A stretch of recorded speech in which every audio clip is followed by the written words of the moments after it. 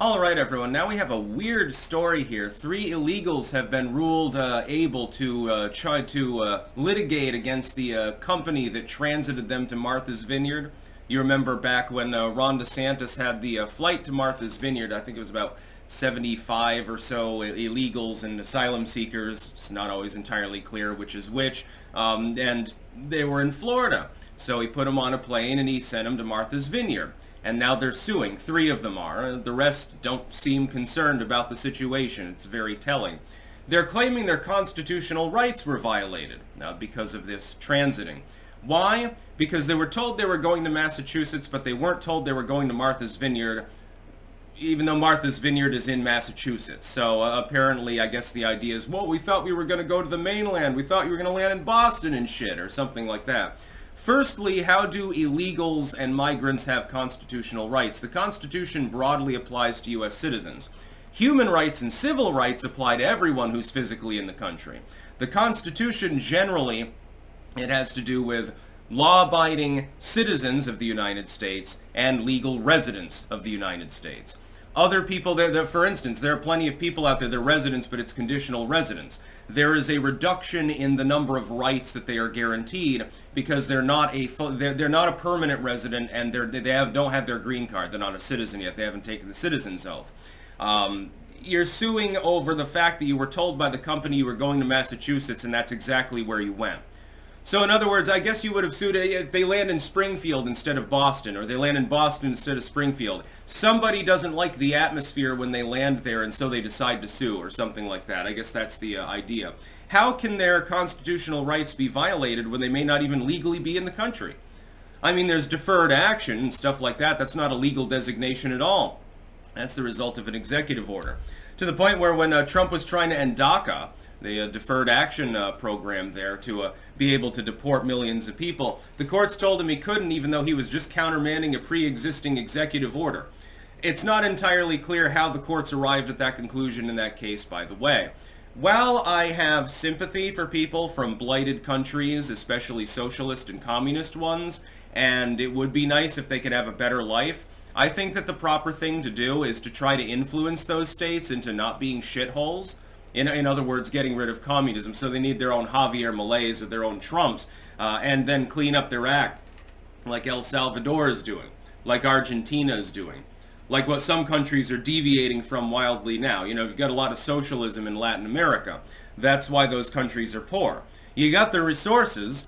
You've got the agricultural resources, the mineral resources, the energy resources. You got it all. It's a rich continent. You got all sorts of crazy shit down there. But yet there's a lack of development in most of these countries, and those that had been relatively developed, namely Brazil and Argentina especially, they adopted socialism and they started receding. Venezuela adopts communism and advances quickly on paper, then falls completely flat. Now it's well worse off than it was under the goddamn feudal colonial system that they were under. There's not a whole lot of stability down there.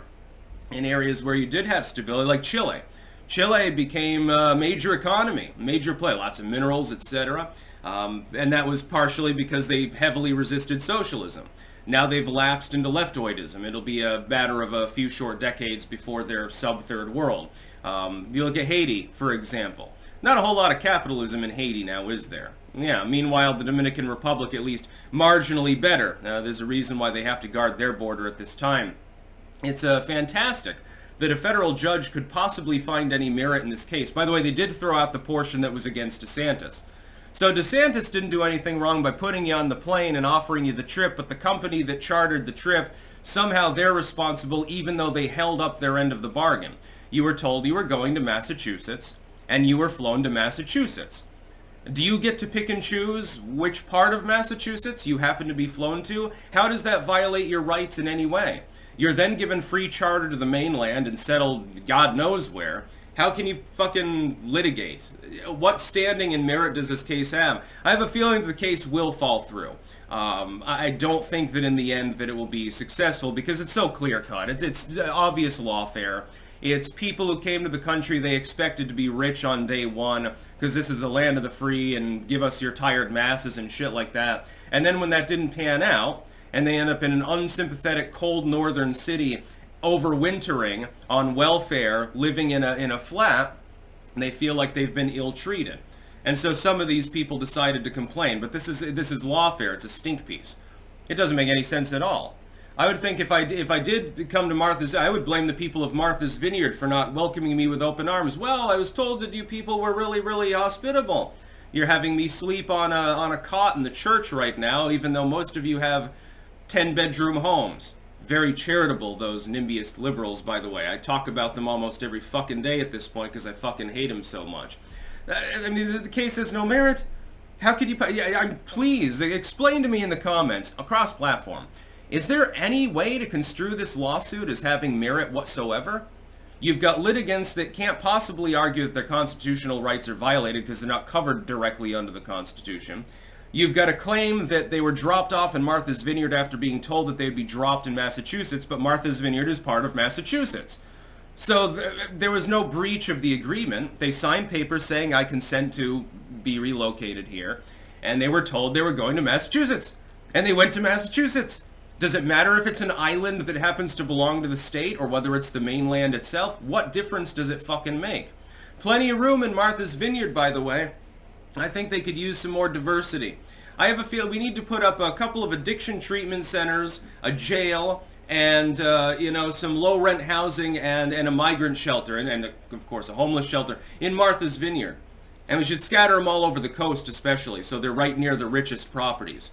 That's what we should do. Martha's Vineyard needs more diversity. How can you people possibly live with yourselves?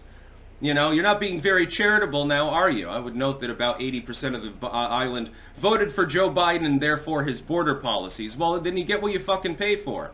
Play stupid games, win stupid prizes, you get what you fucking deserve. I would override, if I was president of the United States, oh boy. You know how Joe Biden has appropriated the capability of flying hundreds of thousands of illegals around the country in the dead of night, not telling anyone what the flights are and all of that stuff? Well, yeah, Martha's Vineyard does seem rather nice this time of year now, doesn't it? You know, 10,000 people won't be a problem now, will it? Oh man, if Trump gets back in there, he should use this policy and he should fucking troll them. Troll Martha's Vineyard and also Rehoboth Beach down in Delaware. Definitely send thousands of people there. Send them to D.C. as well. They'll be more sympathetic than the average D.C. voter, by the way, to Trump's policies. Fuck, D.C.'s so far left right now. Trump would have a better job winning in an election where only Venezuelan illegals were allowed to vote. He'd have a better chance there at this point. Yeah, that's what he should do. I hope that he gets reelected, and I hope he does just that, because Joe seems to have that power. So do random governors at this point, and mayors in some cases. It's very, very strange how our current immigration policy, or rather non-policy, is actually operative. That's about all. Peace out.